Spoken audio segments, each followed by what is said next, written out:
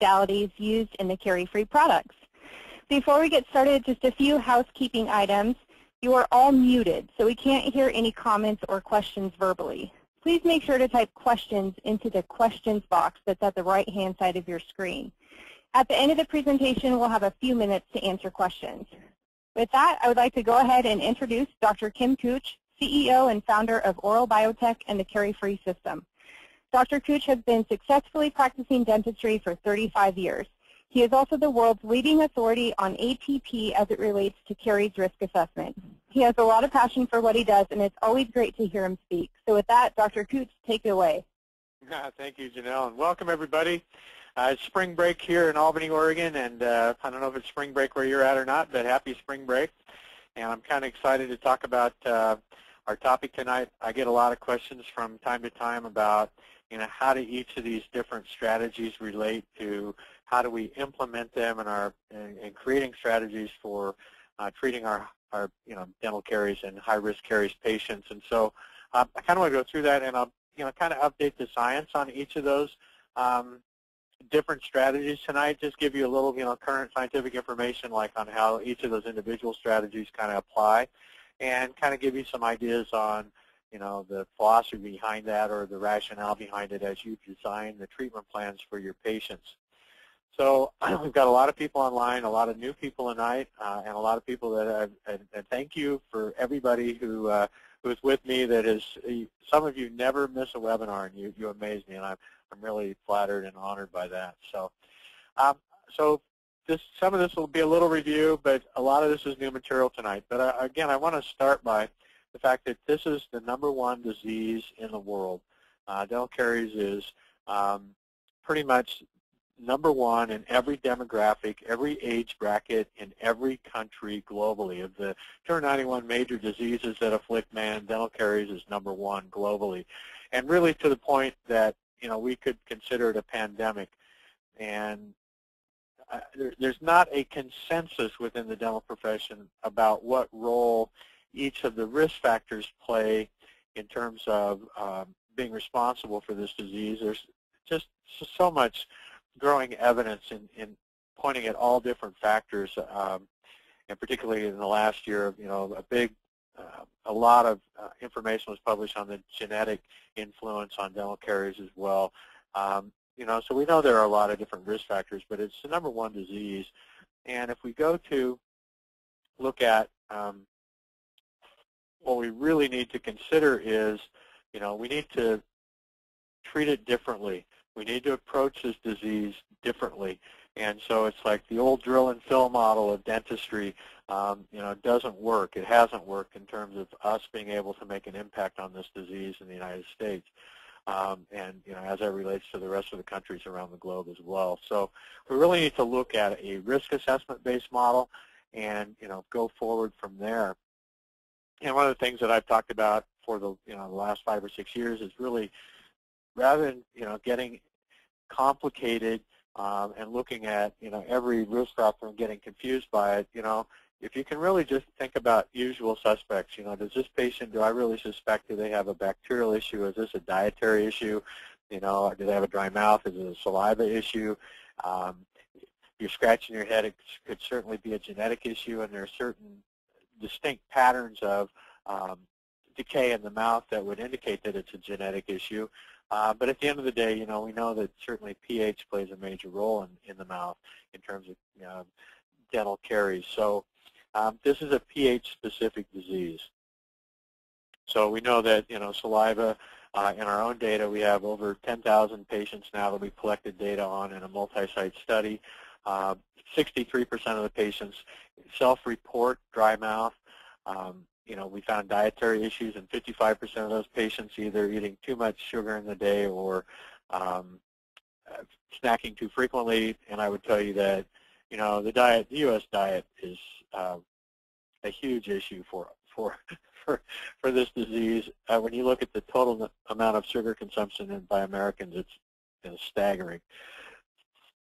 About half of the patients in our review had bacterial issues. They had too much bacterial load in their mouth, so that's a problem. The genetics, based on data that's been published and some data that hasn't been published yet. Looks like genetics could account for anywhere between 40 and 55% of the decay that we see. 27 genes have been identified so far that definitely play a role in your risk for dental decay. But certainly, if you have prolonged periods of low pH resulting in net mineral loss from the teeth, you have dental caries. And if you don't have that prolonged periods of low pH with irreversible mineral loss, you don't have dental caries. So, that's kind of if you can start to think about pattern recognition when you look at your patients, I think it'll kind of simplify the process for you. We've identified over 54 different bacteria now that we know play a role in dental caries. Some of those that we used to think were the commensal healthy bacteria actually adapt and change and join the party and are responsible for creating acid, as well as the bacteria that we originally thought caused this disease. When we talk about diet, in fact, I was talking to a colleague today, and I actually showed him a baggie, a Ziploc baggie that had 23 teaspoons of sugar per day, and it's mind-boggling to look at that bag of sugar. In fact, I would encourage all of you to do this. Go home tonight and take a baggie in the kitchen and get out your teaspoon, measuring spoon, and put 23 teaspoons of sugar in a baggie in a Ziploc. In fact, maybe take it to your practice and share that with patients. That's how much the average American consumes every day in our diet. And so when you think about all the systemic diseases we've got, obesity, hypertension, peripheral vascular disease, coronary artery disease, you just go through all of those. I can't help but believe that a lot of that is related, and there's a lot of scientific evidence is related to the amount of sugar that we consume. And, we also consume, we're the number one in the world in high fructose corn syrup consumption at 51 pounds per year, per person per year in the United States. That's a pound of high fructose corn syrup, like, what is that, almost once a week. So that's a tremendous amount of sugar in our diet. So we know that that's an issue. But actually, if you look at what the World Health Organization just came out with in terms of our goal, real target goal should be less than 5% of our daily intake of energy from sugar. It really should be less than 3%. That's like about 2/3 of 1 teaspoon.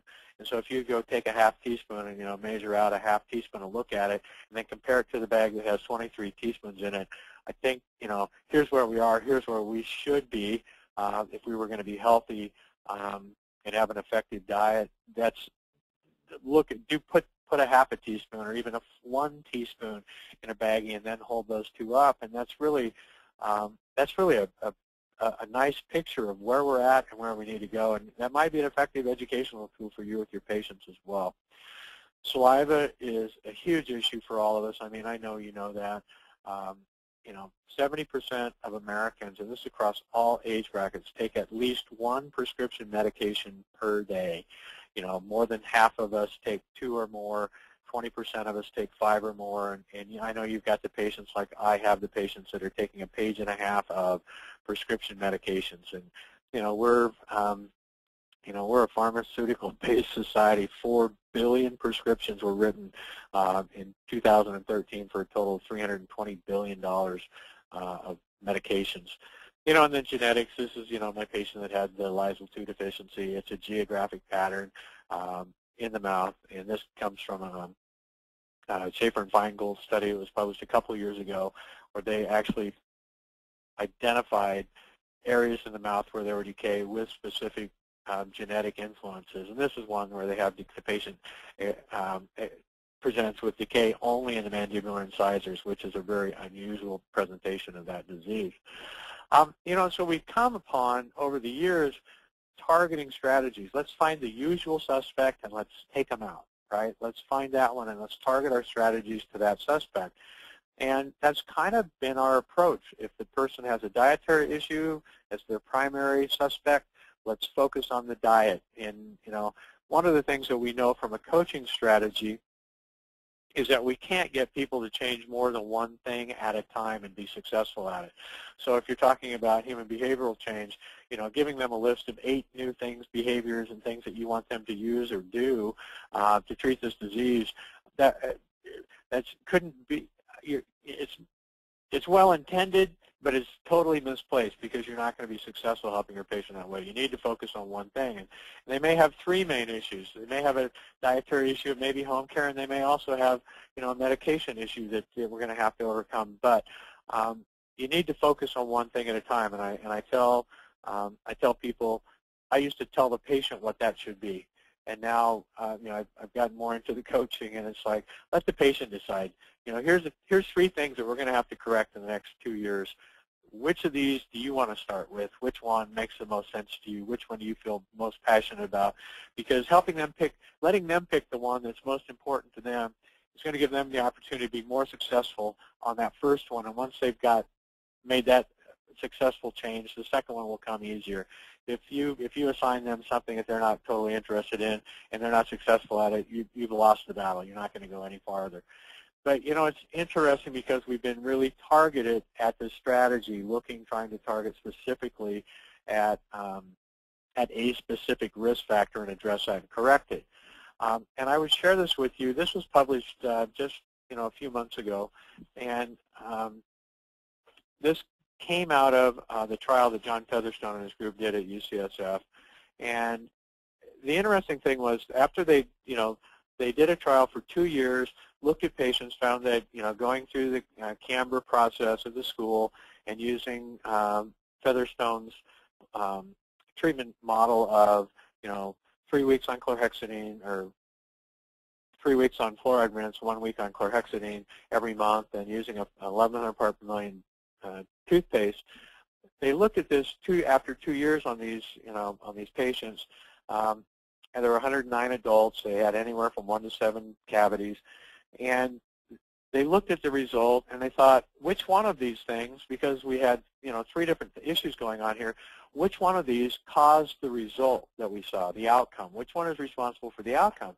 And what they found was when they looked at it, and they looked at the mediators to try and figure out in secondary analysis of their data, to try and figure out, well, which one caused the result, what they found was that they couldn't figure out which one caused the result. And in fact, it turned out that the result was greater than the sum of the parts.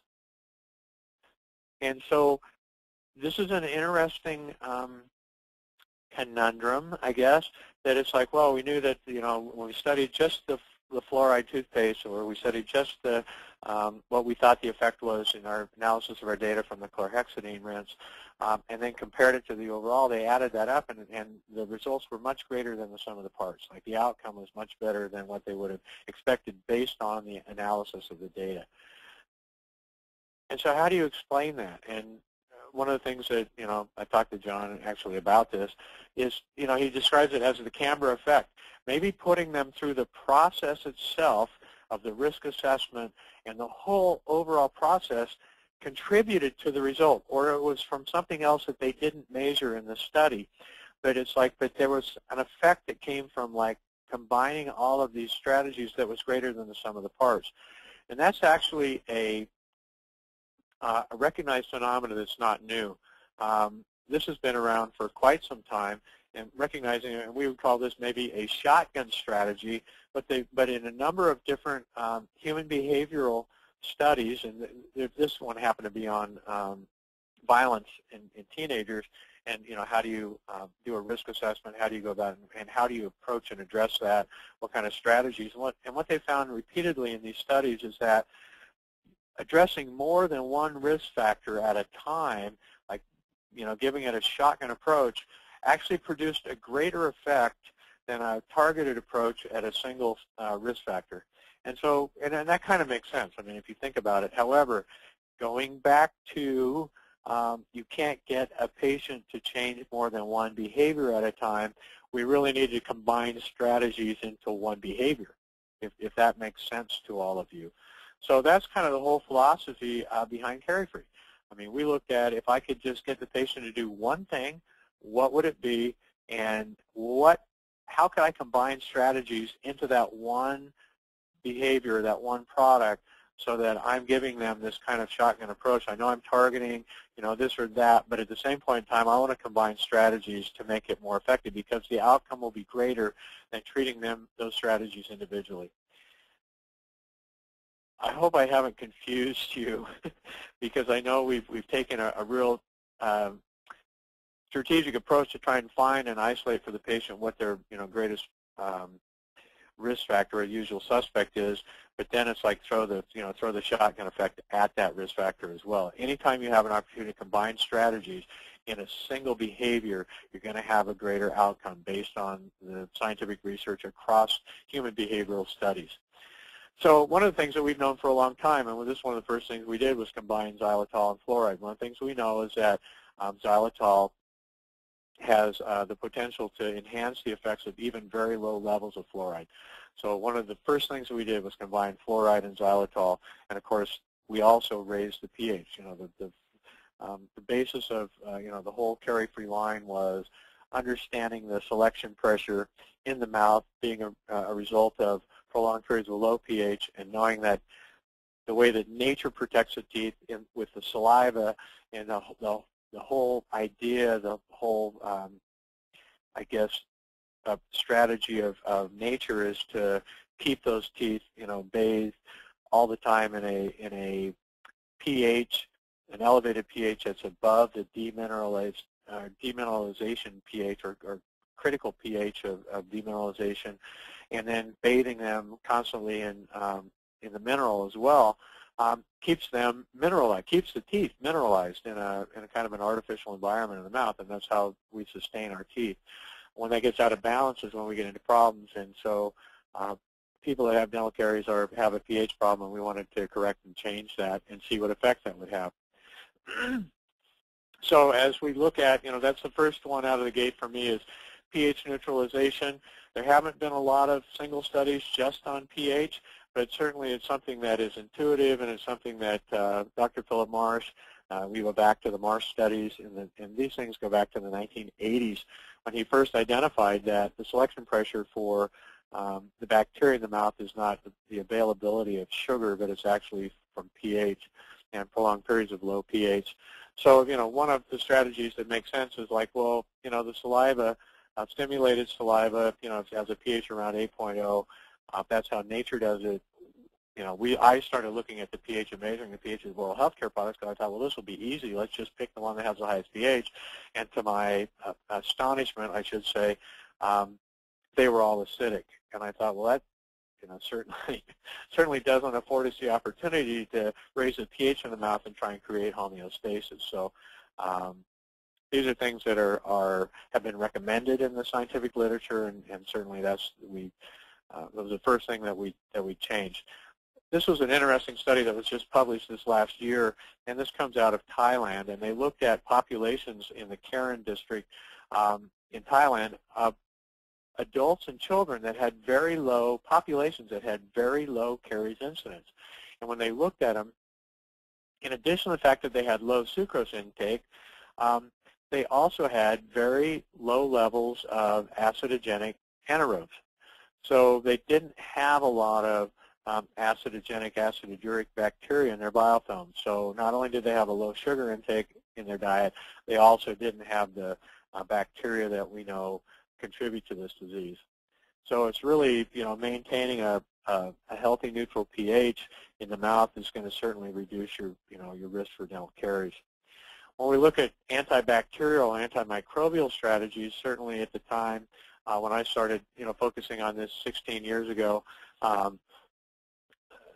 chlorhexidine was kind of the gold standard for an antimicrobial rinse in the mouth. We borrowed that from, periodontal strategies, and started using it in the mouth. And what I found, personally, I can share with you in my own practice, was that I could reduce. I was culturing at the time. I could reduce the amount of strep mutans fairly easily with chlorhexidine, but actually appeared to increase the amount of lactobacillus in the mouth. And lactobacillus is a very strong acid uric bacteria, and so I was really concerned by those results at the time, and still am. But anyway, so this was published in 2011 about chlorhexidine. This came from the ADO Council on Scientific Affairs. They looked at non-fluoride strategies, and the bottom line here is xylitol chewing gum had weak evidence. We're going to talk about xylitol again in a little bit. Chlorhexidine thymol varnish, which we really don't have in the United States, on patients that had a high incidence of root caries lesions, there was evidence to support the use of that varnish. And then otherwise, any other form of chlorhexidine for any lesion site for any age in red letters from the ADA Council of Scientific Affairs was not recommended. So they concluded that, this is not a good antibacterial strategy for dental caries. The evidence just didn't support it.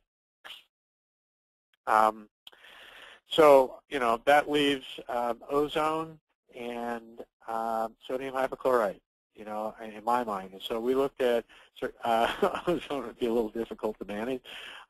So we went to sodium hypochlorite, and Jorgen Slotz had been proposing for a long time that sodium hypochlorite is a safe self-care for patients.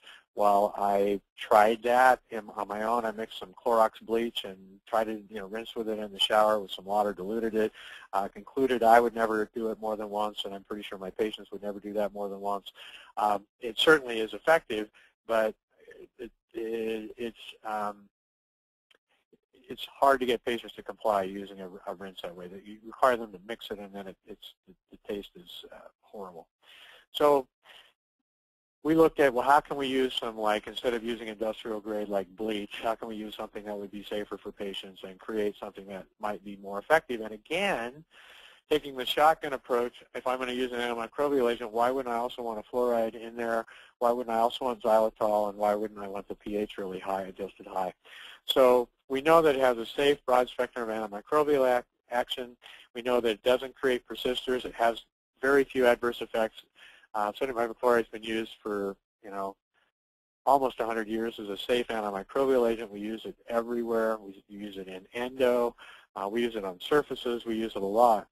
The one study that we did do was down in Queensland, Australia, from 2007 to 2010. Karen Hallett was the lead investigator. This was a randomized double-blind clinical trial in 2 populations of high-risk school kids, and found that comparing it just to a standard over-the-counter fluoride type rinse, 0.05% fluoride rinse, the treatment rinse, the carie-free treatment rinse, reduced the caries rate incidence by itself. That's the only strategy we implemented.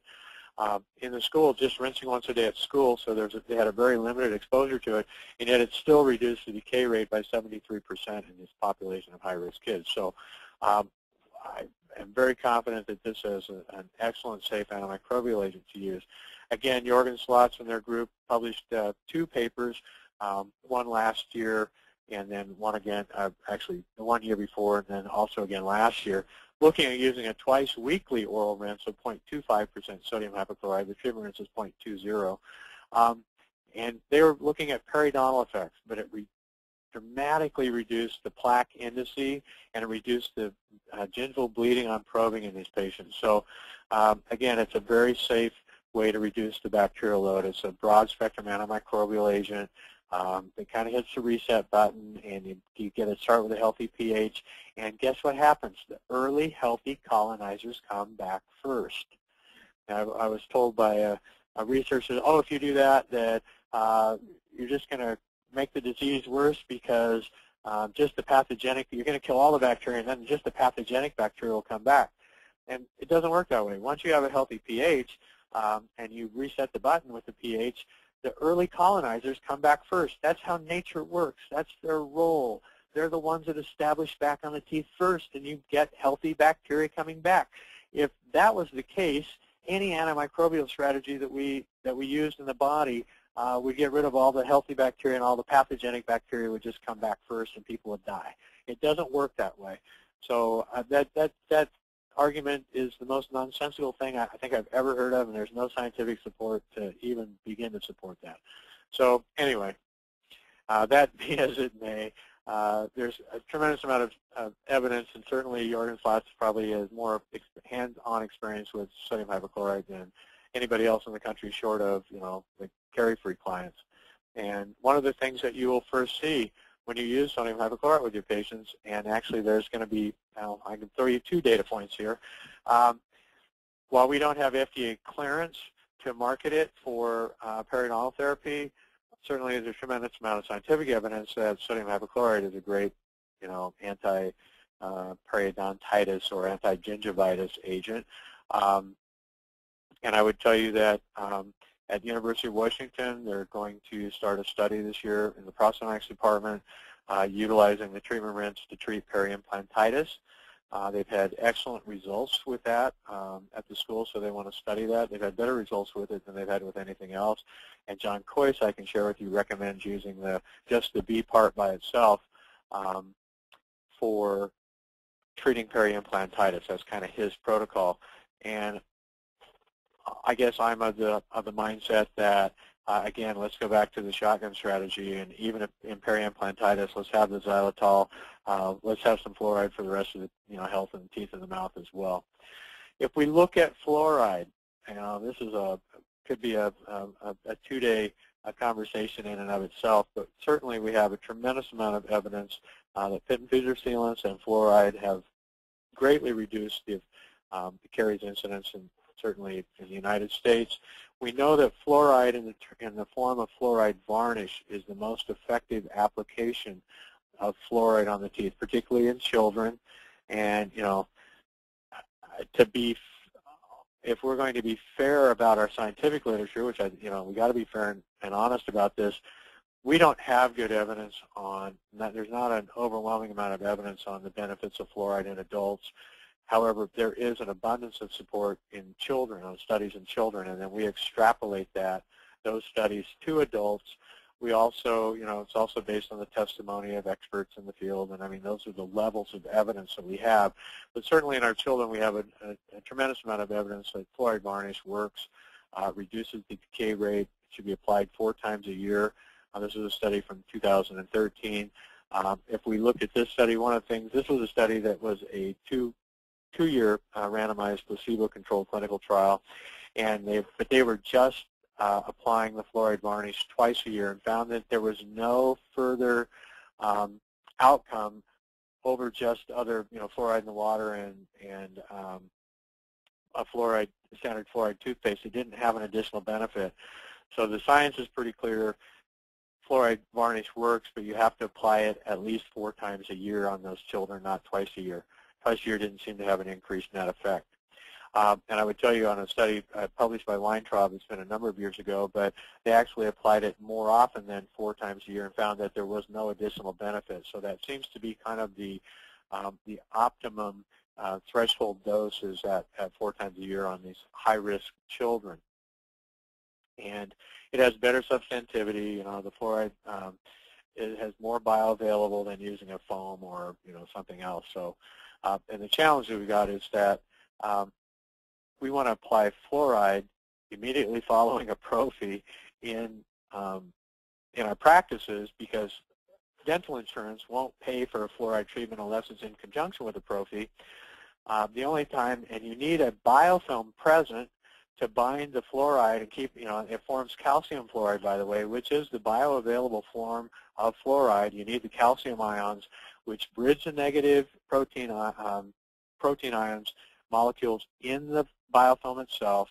So the calcium ions acts as a bridge. It also acts as an attractant to keep the negatively charged fluoride ions present, and they form calcium fluoride.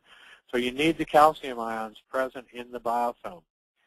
So that's another whole conversation we're going to have here in just a little bit, because that's an important thing. But the only time you don't have a biofilm or a pellicle is right after a prophy. It takes a while for the pellicle to reform and then for the biofilm to regrow. So it's like giving a fluoride treatment right after a prophy is a waste of time.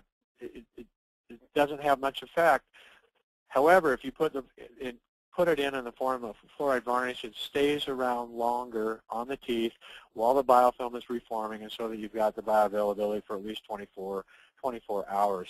I know that originally we were taught that fluoride varnish would, hang around there, be fluoride around for as long as, 3 or 4 months. And Relic Christie did some work a few years back and indicated that pretty much gone in 48 hours. But that's all we need. We just need 12 to 24 hours.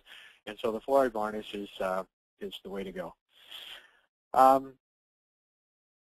And again, just another study. This is on 3 to 6-year-old children. Showed a decreased mean DMFT score by applying fluoride varnish. So I think certainly this would be the standard of practice, I think, for most of us. This was a study on children, again, on very poor, low-income children. And what they found was that they looked at visits and with public health nurses and actually found that the nurses made by a site visit, because they were going in, doing education and applying fluoride varnish on patients, on children particularly in the low-income areas that didn't have access to care, that there was, number of caries declined with increased program visits. And then they also saw an increase in the number of visits by these patients to dentists as a result of the nurse going into the on-site and helping these children in the home, educating the parents and helping them in the home. So nurse practitioners and fluoride varnish, I think certainly that makes a lot of sense for us. Getting access is the issue in terms of dental caries right now in the U.S. A great article, I think it was just in. It just came out. I can't remember if it was in Compendium. I just got the journal this week, but it was the cover article is, I think it was in Compendium, and the caries conundrum.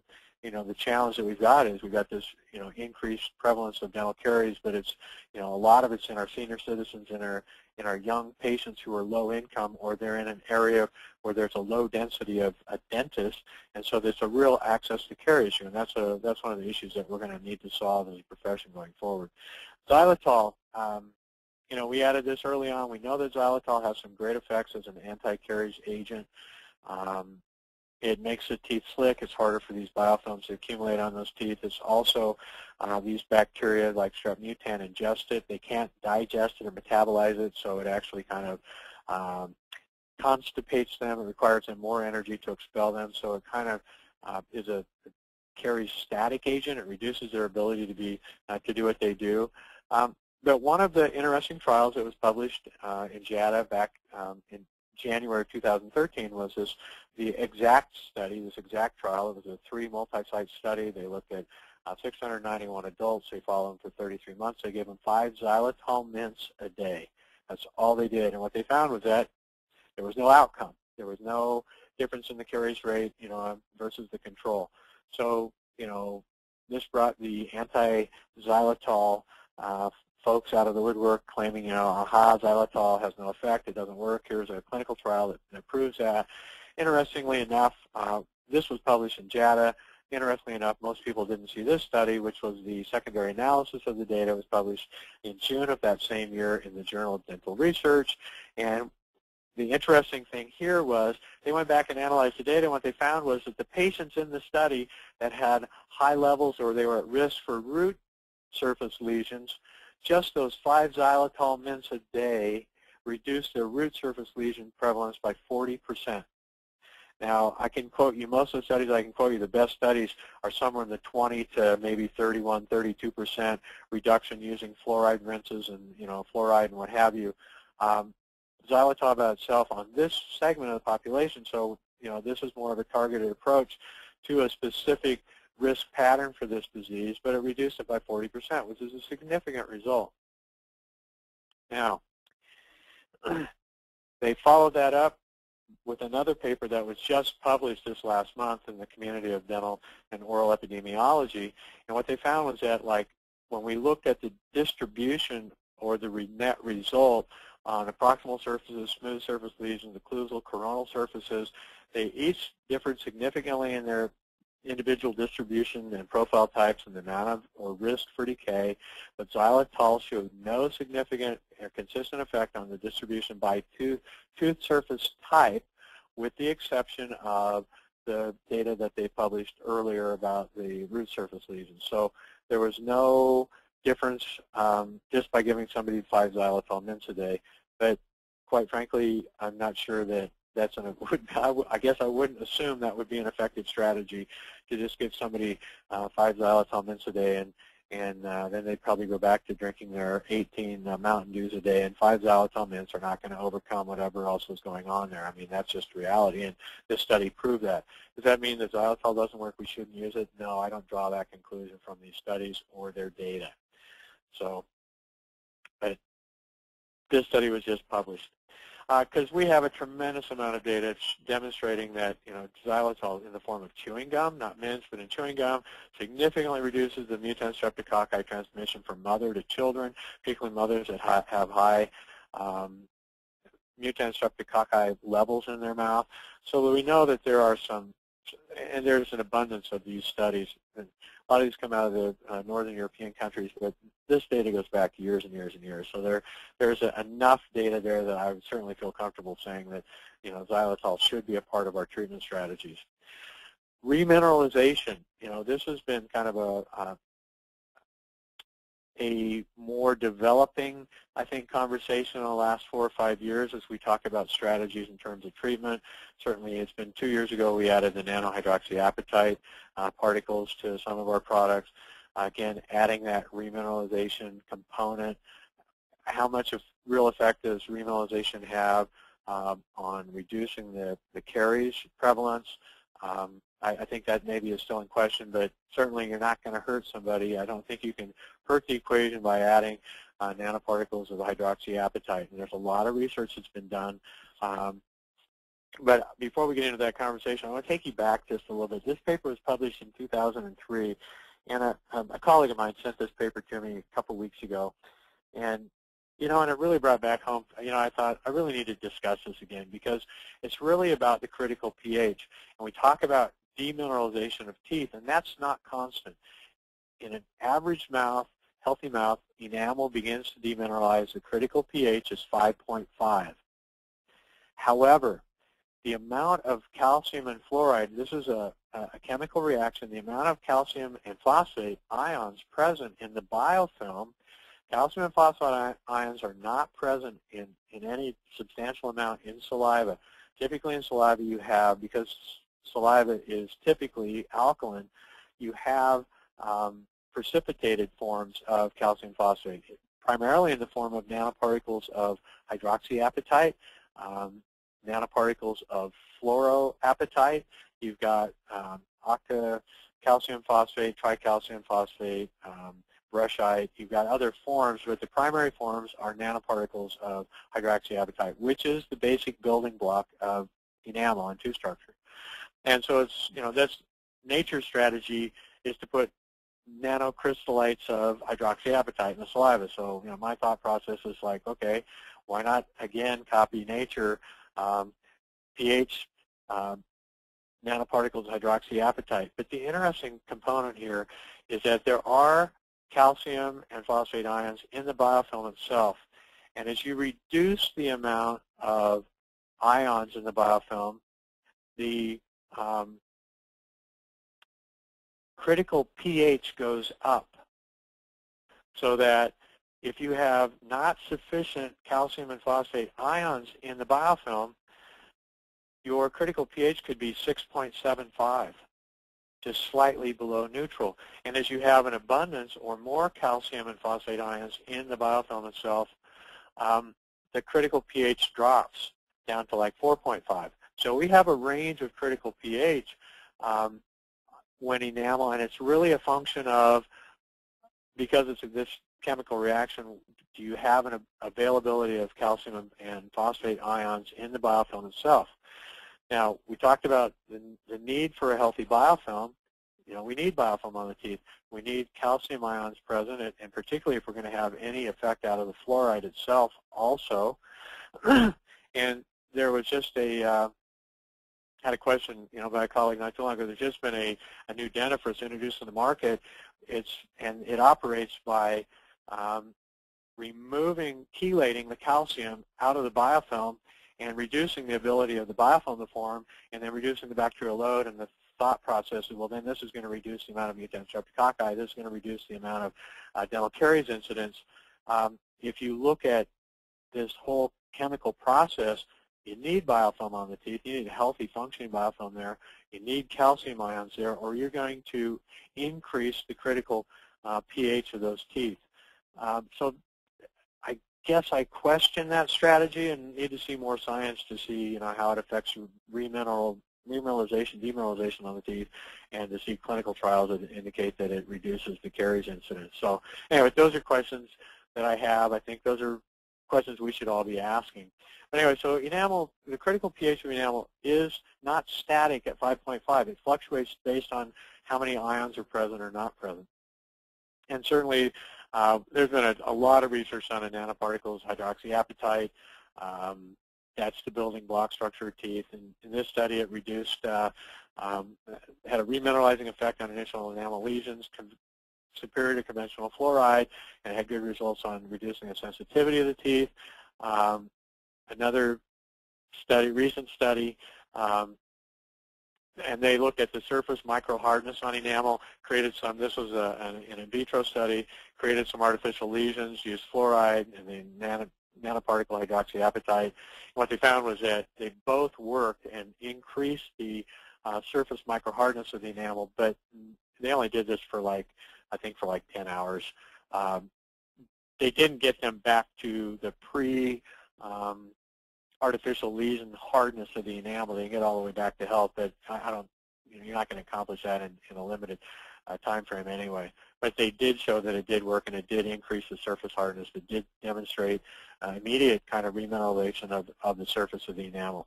So I think certainly there's enough scientific evidence to support using nanoparticles, and here's one that compared Nano-HA to sodium fluoride mouth rinses. They both increased the, again, same kind of study, increase the surface micro-hardness of the teeth.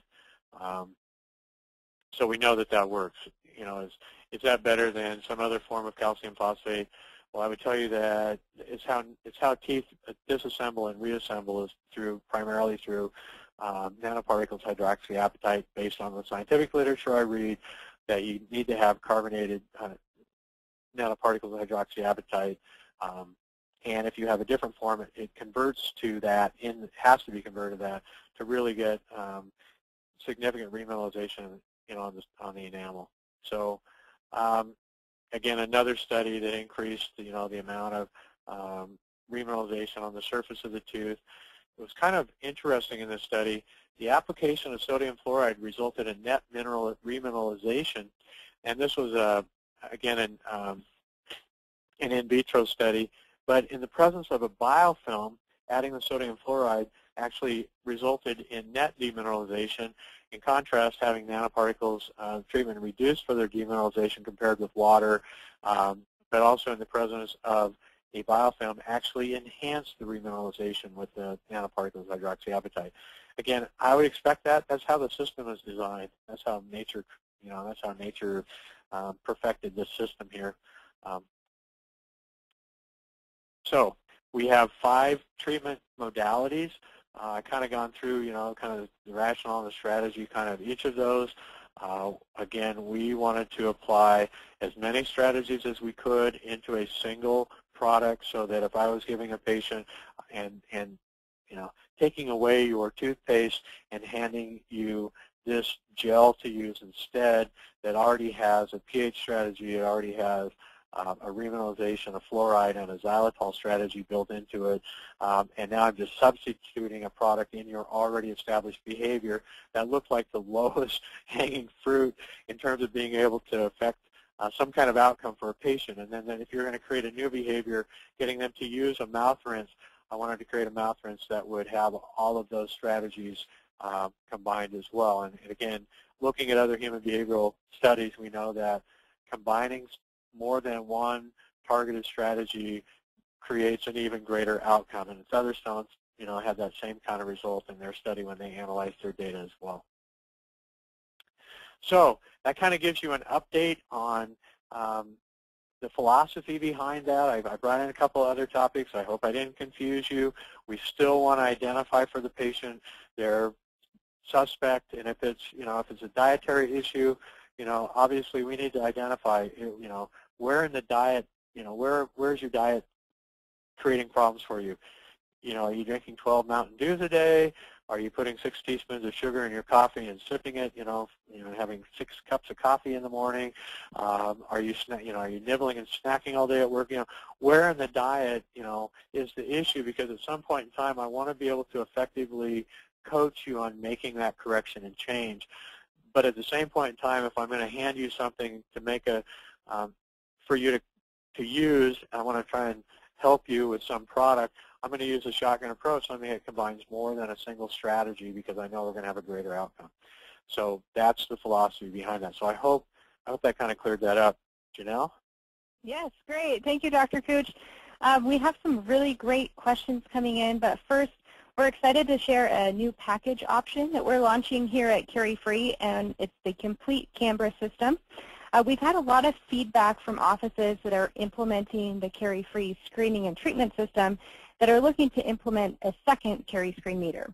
And this is especially common in offices that are utilizing the chairside screening test on both the hygiene side and the doctor side, or offices that have multiple operatories. So the complete CAMBRA system includes 2 caries screen meters, each valued at $19.95, and enough product for 24 patients and 100 swabs to get you started screening your patients. So at $36.95, this is a great deal for those who are serious about implementing a CAMBRA program in their office. It also includes live training for your team and all of the forms and marketing materials needed to get started. So if you'd like more information or want to schedule a live demo for your team, you can give us a call at the number on the screen, 866-928-4445, or you can send us an email at info@carifree.com. So now for a few questions. I think we have time for a few of them. So we'll go ahead and start with, when a patient is using one of the pH neutralizing products, how long does the pH remain elevated after use? That's a really good question, and one that we've only done some, I think, preliminary studies on. We haven't published that data, but just using Xylitol chewing gum elevates the pH in the mouth and after you stop for at least 30 minutes. And in some patients that we tested that on, that effect lasted for almost 2 hours. So certainly it gives the opportunity for the mouth to recover from having an acid episode. And we know that, I mean, certainly raising that pH in the mouth is the right direction to go. So it would be that's a great question, and it would make a great clinical trial. It'd be a little tough to study. I talked to Philip Marsh about this. You know, one of the things we'd love to do is actually study the pH in the biofilm itself. And you disturb the biofilm even with microprobes in the process of trying to study it. And the pH zones, as you just look at it from a colorimetric information data, there's not a consistent pH throughout the biofilm. So you have little pockets. I mean, it looks like a kaleidoscope of colors just spread out, you know, distributed throughout the biofilm itself. So it would be kind of tough to measure and study, and then you'd maybe be extrapolating from the pH of the saliva, which is what we tested. But at least 30 minutes, and certainly gives an opportunity for the mineral to go back in the teeth, and it could be as long as 2 hours. So that's a great question, you know. Great, thanks. We actually get that question a lot. And the second question is, how is Nano-HA different from other remineralization products? And I talked about that a little bit. You know, the nano-hydroxyapatite is actually the form of calcium phosphate that is the building blocks of teeth. I mean, so the calcium phosphate form of that's used, you know, in the construction of the enamel is hydroxyapatite crystals, and actually little nanoparticles of crystals on an average particle size of about 20 nanometers, which coincidentally is the average particle size that we use in the product. If you have a remineralization product that has other forms of calcium phosphate in that, based on the research literature that I read, it appears that to be most effective, it needs to be converted to carbonated nano-hydroxyapatite crystallites to become, you know, back part of the enamel. Although I've seen studies that indicated that you had deposition on the surface of the enamel of other forms of calcium and phosphate, but I think that it makes sense to, again, just copy how nature does that, and the primary source of calcium and phosphate in the saliva is in the form of hydroxyapatite. So. Great, thank you. And another question that we get quite often, how long does a patient use the treatment rinse before seeing results? Depends on the patient. You know, it really depends. You know, that's another really good question. It's kind of like when we were talking about the critical pH of enamel is not a static number. I would say the same is true for the patients that you're treating with something like any antimicrobial agent or any other product for that matter. It really is going to vary depending upon the patient and what the cause of their disease is, how severe the disease is, how much saliva they have, you know, what other things are going on. But I would share this with you. The study that was done at University of Pacific a number of years ago actually took the treatment rinse. They wanted to know how quickly it killed bacteria, what the LD50 was. And so they did this in a laboratory, and it killed the bacteria so quickly that they had to redesign the study because it was faster than they could measure it, and found that it killed all the bacteria in the biofilm within 0.3 seconds. So, you know, we have people swish and use it for a minute, and which means, you know, hopefully they're going to use it for 15 or 20 seconds to try and get as much distribution and utilization of it as possible onto the biofilm of the teeth. But I would share this with you. You're going to see a result in terms of gingival health within the first week to 2 weeks. In terms of overall reduction of bacterial load, it could be a month. In some patients that may take 3 months, and I have some patients that certainly the study that we did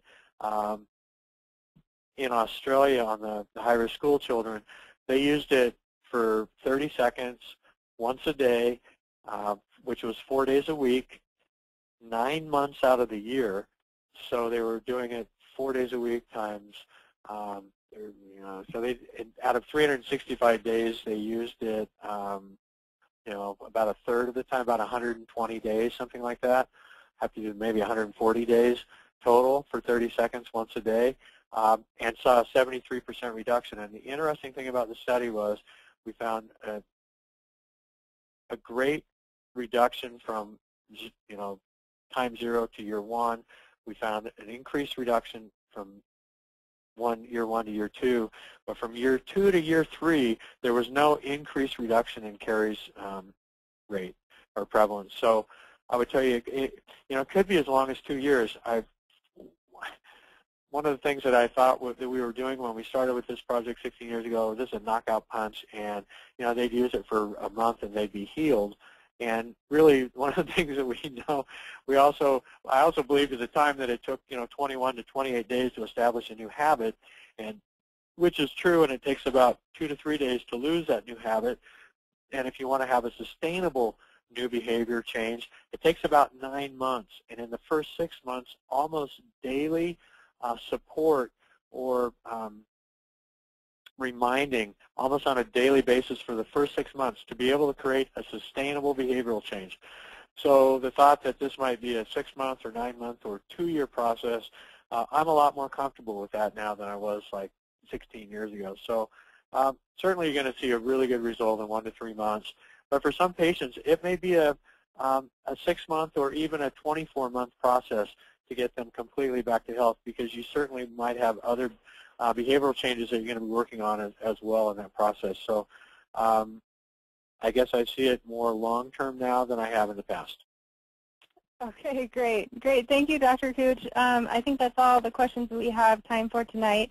But thank you, everyone, for the great questions as well. As always, any questions that weren't answered here will be answered via email within the next few days.